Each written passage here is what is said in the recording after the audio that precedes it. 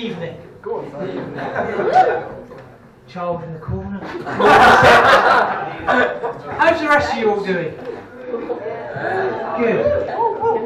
Just for reference, I am 35. I'm still bloody dyslexic. Thanks, Mark. It's kicked in. It's alright. I'm going to need a hell of a blowjob on my birthday.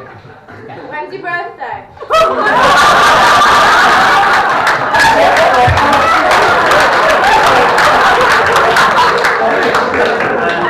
That's enough for a can't we, Steve? I'll get you a drink later. Can't wait. So I'm going to need 2 blowjobs, because I've already got one, on my birthday, to extinguish 53 candles and stop a fire hazard happening. I've got up for another one! Definitely a naughty step you got, aren't you? Let's see why. So where was I? Oh yeah, I'm going to need a hairdryer, I think.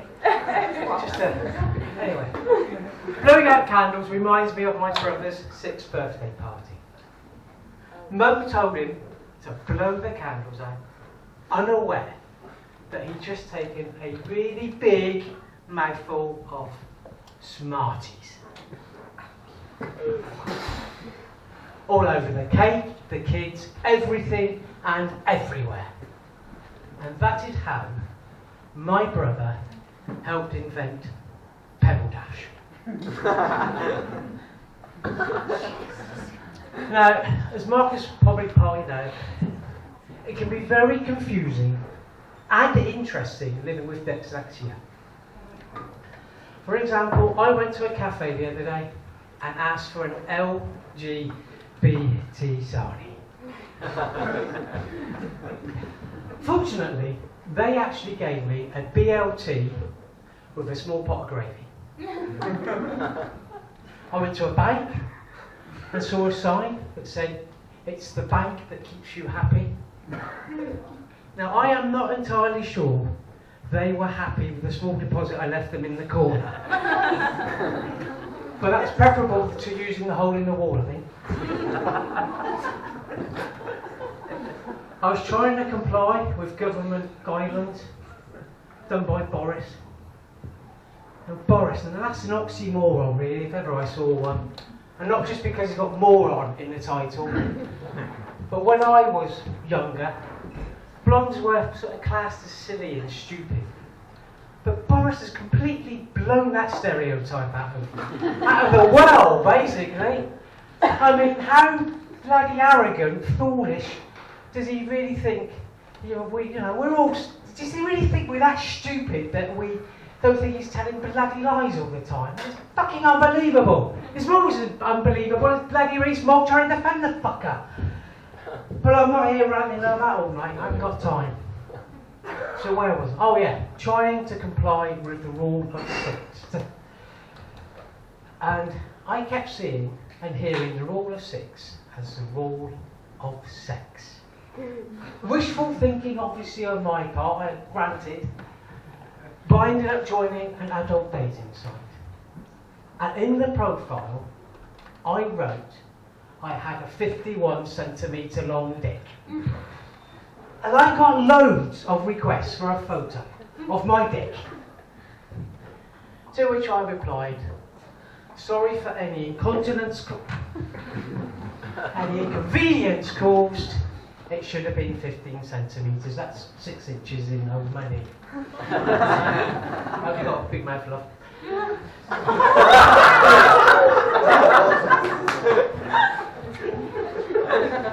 But on the plus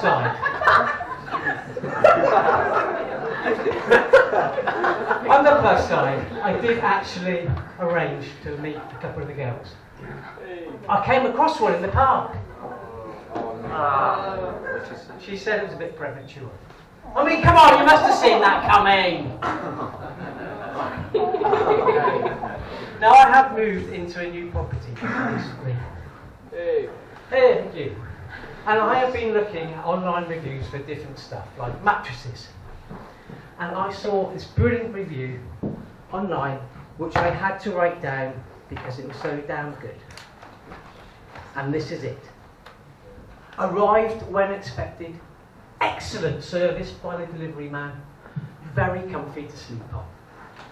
Now, I am not entirely sure whether that was a review for the delivery man or the mattress. But I'm pretty damn sure he got more than a cup of tea and a couple of biscuits. And then I saw some reviews for a £40 boombox CD radio portable thing. And I really do think that some people should not be able to post reviews or even have access to phones or mobile computers. And this is why. These are genuine reviews. 5 stars. Delivered the next day. Wow. Well, great. Someone's obviously trying to show off they've got Amazon Prime. Like 5.5 million other people, you prick. 4 stars. Didn't work, got a refund.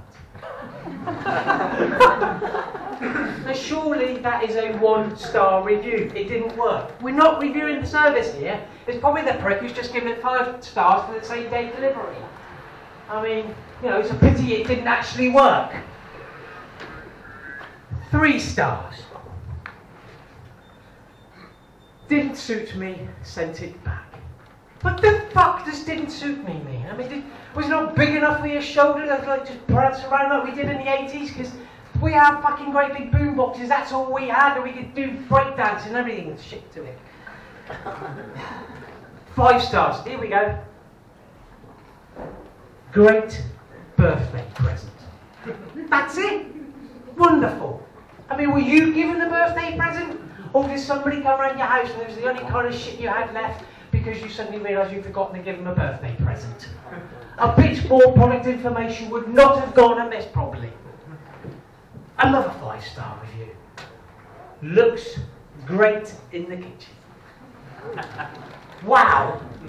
Obviously suited this person, but who knew the little boombox could become such a fashion icon? 2 stars. I like the model, but trying to adjust the volume is a bit of a problem. It comes with a turn dial knob and a remote! How fucking difficult can it be? 5 stars. Brace yourselves. Are you ready for this one? Yeah. Good, thank you. Great sound and quality of money. Yes! Yes! Someone can actually write a half fucking decent review for finally! Whoopee! So I bought the product, obviously not because of the wonderful reviews, but it was the only one in my budget that had a remote. And if you are wondering, did I write a 5-star review? Of course I did. And this is it. Best present I ever bought myself.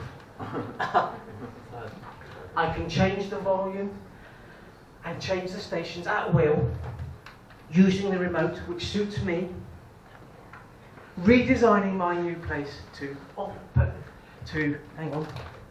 show off this obvious fashion icon and enjoy its great music quality. Now that is how you write a 5-star review. Thank you.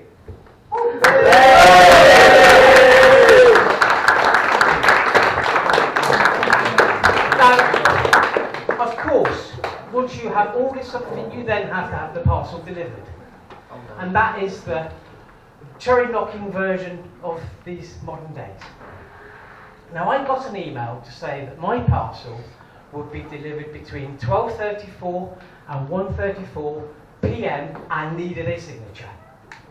So at 12:30, I was poised with 2 dogs, sat by the front door near the front window, and at 1:31 p.m., I got an email to say the parcel had been delivered.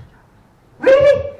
I mean, there's no doorbell, there's no knock, there's no card, and I certainly did not give a signature, but as if by magic, there it is. It's pretty amazing. How do they do it? You don't get to see them, you don't hear them. I mean, let's go on some sort of SAS delivery training course or something.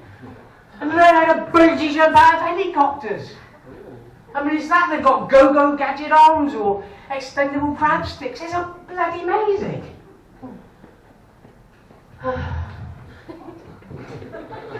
The other day, I walked into a pub and I went to the toilet, as you do. Yay! Here you come again. And after washing and drying my hands, I went to open the door and it was wet. Now that can only be one of two reasons. Firstly, hopefully the person before me was in too much of a hurry to be able to dry their hands. Or secondly, the dirty bastards never washed their hands in the first place. And the reason that really bothers me is that I stupidly read an article before COVID that told me that 62% of men did not wash their hands after they used the loo. Yeah, exactly. You're not even paying him, it's free.